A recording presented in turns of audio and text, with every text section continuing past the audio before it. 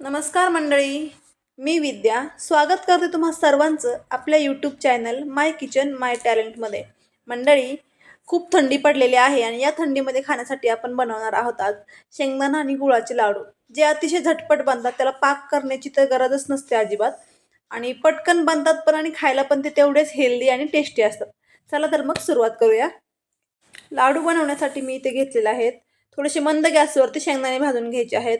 जास्त फास्ट गॅसवरती भाजायचे नाहीत, मंद गॅसवरती भाजले म्हणजे ते कडक होतात छान। आणि त्याचे साल आपल्याला काढायचे नाही, तसेच घ्यायचे आहेत। मी 1 वाटी शेंगदाणे घेतलेत, त्याच वाटीने मोजून 1 वाटी गूळ घेतलेला आहे आणि अर्धी वाटी तीळ म्हणजे हवरी घेतलेली आहे। ऑप्शनल आहे, हवरी नसेल टाकायची, नुसते शेंगदाणे आणि गुळाचे पण खूप छान बनतात। तर मी ते तीळ पण थोडेसे भाजून घेतले होते, थंड झाले, हे मिक्सरमध्ये बारीक करून घ्यायचे आहेत। सर्वात पहिल्यांदा मी शेंगदाणे बारीक करून घेतले, सगळं सोबत करायचं नाहीये। काय होतं, हावरीला पटकन तेल सुटतं, त्यामुळे ते बारीक होत नाही, त्यामुळे वेगळं वेगळं करायचं आहे। पहिले मी शेंगदाणे बारीक करून घेतलेले आहेत, त्यानंतर भाजलेले तीळ आपल्याला बारीक करून घ्यायचे आहेत।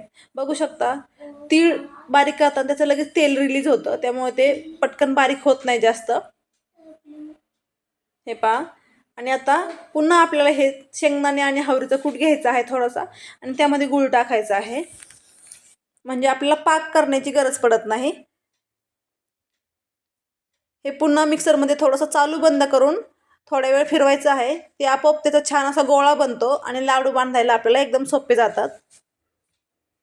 हे बघा, बघू शकता तुम्ही, गूळ टाकल्यानंतर आपल्याला पुन्हा एकदा हे मिक्सरमध्ये छान फिरवून घ्यायचं आहे। अतिशय झटपट बनतात हे लाडू, करायला जास्त टाइम लागत नाही आणि खायला पण खूप छान लागतात आणि टिकतात पण खूप दिवस। आता सध्या थंडी चालू आहे, त्यामुळे तुम्ही आता हे लाडू नक्की बनवून पहा।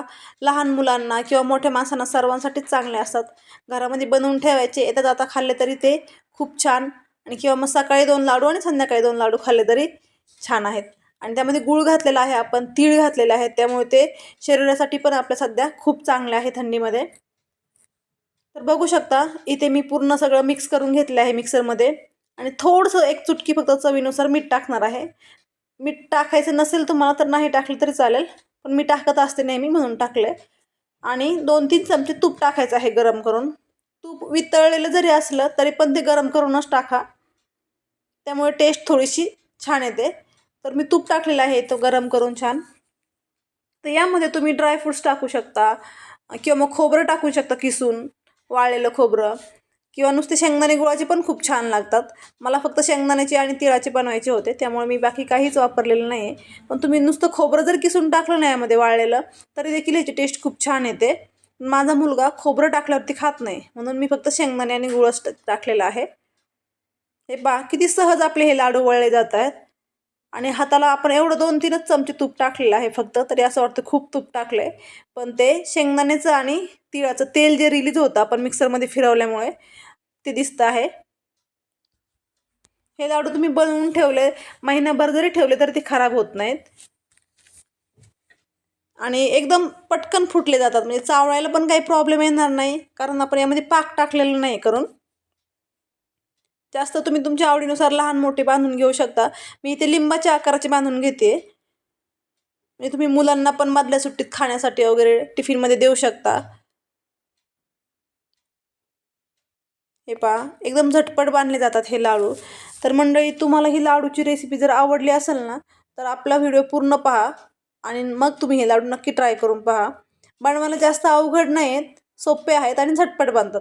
जर रेसिपी आवडली तर आपल्या व्हिडिओला नक्की लाईक करा आणि चॅनलला सबस्क्राईब करायला अजिबात विसरू नका। सबस्क्राईब केल्यानंतर बेल आयकन प्रेस करा, म्हणजे मी जेव्हा कधी नवीन व्हिडिओ अपलोड करेल त्याचं नोटिफिकेशन तुम्हाला लगेच मिळून जाईल। चला तर मग मंडळी, भेटूया एका पुढच्या व्हिडिओमध्ये अशाच एका झटपट आणि छानशा रेसिपीसाठी। तोपर्यंत खात राहा, मस्त राहा, धन्यवाद।